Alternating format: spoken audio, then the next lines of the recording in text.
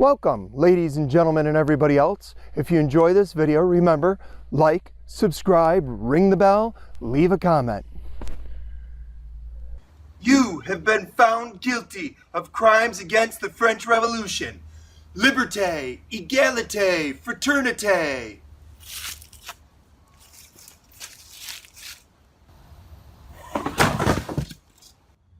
It's the Global History Show with Mr. Benjamin. This episode, the French Revolution and Napoleon Bonaparte.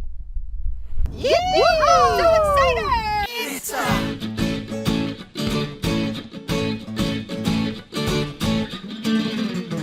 Global History Show. Learning targets for this episode. I can explain multiple causalities of French Revolution. I can describe important events of the French Revolution. I can contrast the successes and failures of Napoleon Bonaparte. Conditions prior to the French Revolution set the stage for rebellion. Change had momentum.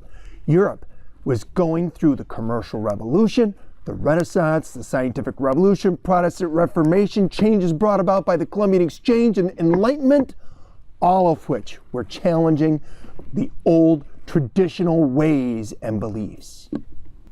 The Enlightenment, a European intellectual and cultural shift in 1780 to 1800, in which philosophers and artists promoted reason and human freedom over the traditions and religion of the Middle Ages. Enlightenment thinker John Locke said governmental power comes from the people and not from God. This idea would replace the divine right authority of absolute monarchies of Europe. Locke also said that people have natural rights and that the role of the government is to protect people's natural rights. If the government fails to protect people's rights, the people have the obligation to overthrow and replace the government. The Enlightenment thinker Jean-Jacques Rousseau said that government rules according to a social contract with the people and must therefore rule as the people want them to. Enlightenment thinkers wrote about equality in power and rights. The printing press helped to spread these ideas. They arrested me for violating human rights. Good thing they didn't find out about all those human laughs. France had an absolute monarchy under King Louis XVI. They based their authority to rule on divine right. Louis XVI and his wife Marie Antoinette and the noble class lived lavish lifestyles. They lived off the taxes of the poor. The government cared nothing for the needs of the people, but only to maintain their life of privilege. For generations, the royal family had borrowed and spent and taxed. France had increased debt due to generations of spending by the king and supporting the American Revolution, as well as the expense of other foreign wars, especially against England. The conditions in France were highly unequal and bad for the lower classes, setting the stage for a demand for change. The estate system, with the Estates General, a sort of representative body of government, a social and political system divided society into three groups. The first estate were the nobles. The second estate were the clergy, Roman Catholic Church officials. Together, they made up 3% of the population. The third estate represented the rest of French society, 97%, and included peasant workers, city laborers, and were led by the bourgeoisie, wealthy business people. The first and second estate paid little to no taxes. The third estate paid taxes to the king's government and to the first and second estate. In matters of government, each estate had one vote each. The first and second estates voted together and always outvoted the third estate, 97% of the population. In a democracy, your vote counts. In the estate system, your count votes. A rising middle class, the bourgeoisie, had wealth but resented the privilege and power of the nobility. They were socially aware and ready to lead the people against the kings and nobles. The example of the American Revolution showed that government based on Enlightenment ideas of government by the people, a democratic republic, could replace an absolute monarchy. The British also had a limited monarchy. 2 bad growing seasons in a row resulted in an agricultural collapse and widespread food shortages, famine. The economic crisis sparked the beginning of the revolution. The king, in an attempt to raise new taxes, called for the Estates General to meet for the first time in 175 years. Representatives of the Third Estate, anticipating being outvoted, demanded a greater say. The First and Second Estate responded by locking the doors to the meeting place in the Palace of Versailles. The representatives of the Third Estate found another room, the tennis courts, where they could meet. They declared themselves the National Assembly, the true government of France, and vowed to write a constitution. This was the tennis court oath. The king, fearing both food riots in the streets and rebellion, called troops back to Paris, presumably to arrest and execute the National Assembly. The people of Paris, angered by this action, stormed the Bastille, a prison, armory, and symbol of the power of the king. The revolution had begun. The new government of France, while in turmoil, abolished the feudal system and serfdom. The Declaration of Rights of Man and Citizens was signed. The Constitution, creating a constitutional limited monarchy. It affirmed the ideas of the Enlightenment about rights and equality. Many nobles fled to other European countries that were still led by absolute monarchies. Reformers, radicals, sought to make even more sweeping changes. A group called the Jacobins, led by Maximilien Robespierre, were elected. Robespierre was the director of the Committee of Public Safety and launched the Reign of Terror. First, they arrested, tried, and executed people who publicly supported the king. But the Reign of Terror spread until everyone lived in fear of being accused as an enemy of the revolution. Over 20,000 people were executed by guillotine. Maximilien Robespierre told a bad joke to the Committee of Public Safety, and everybody laughed. I guess it's all in the execution. In 1791, the king was caught trying to flee the country. The king and his family were arrested, and the king was tried for treason against the revolution.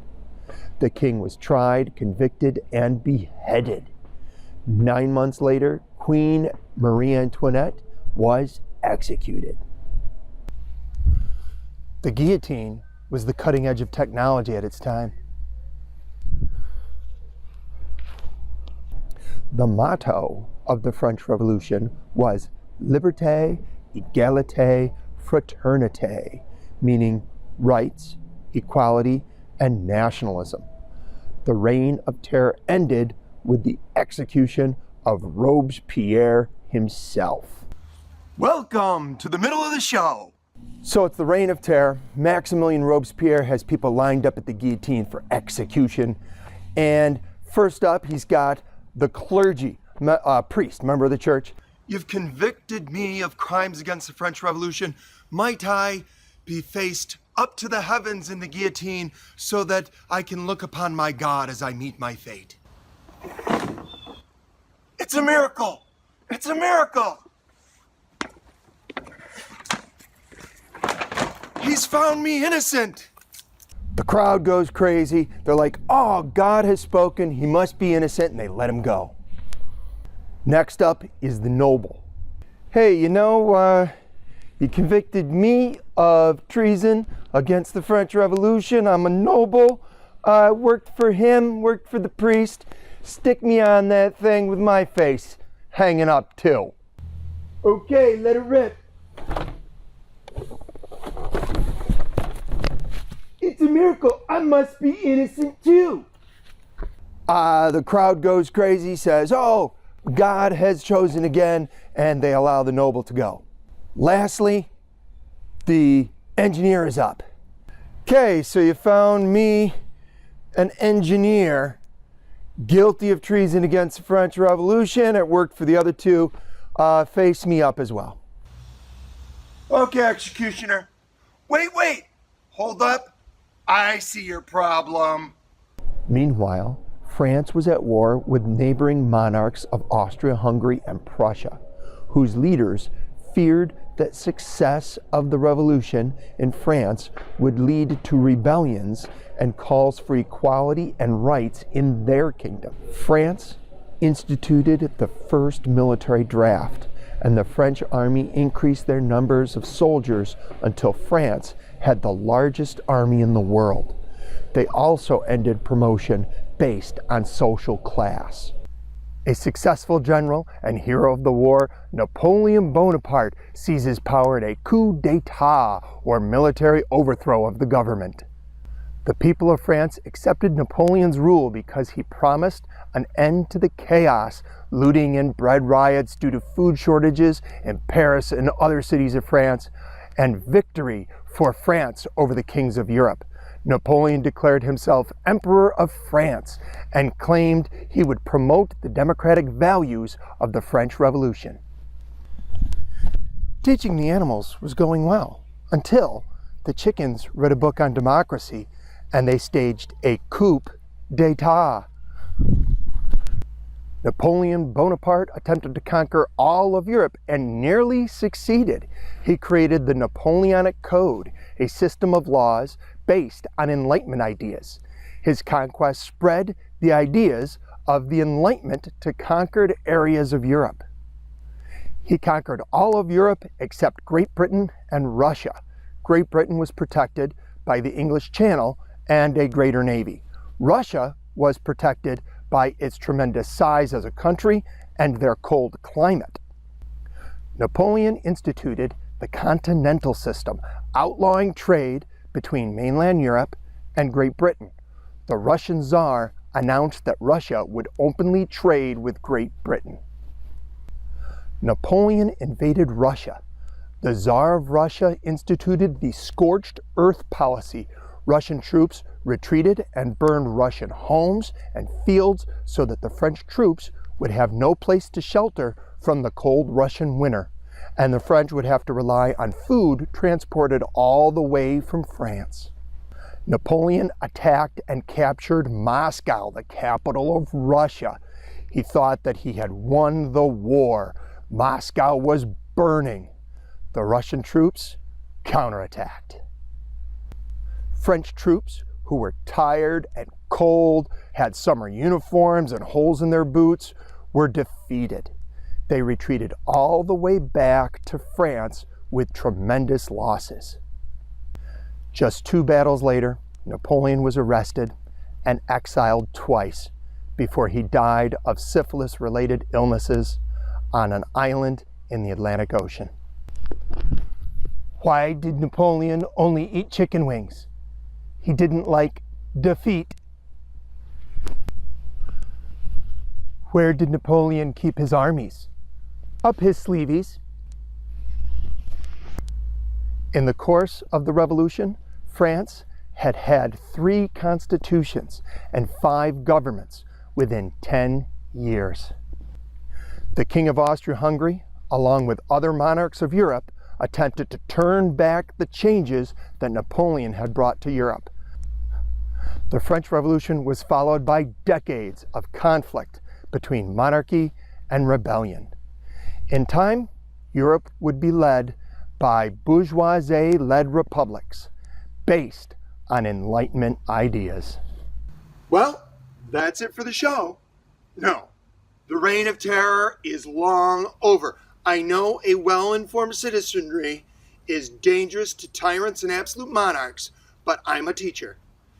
It is not the same thing.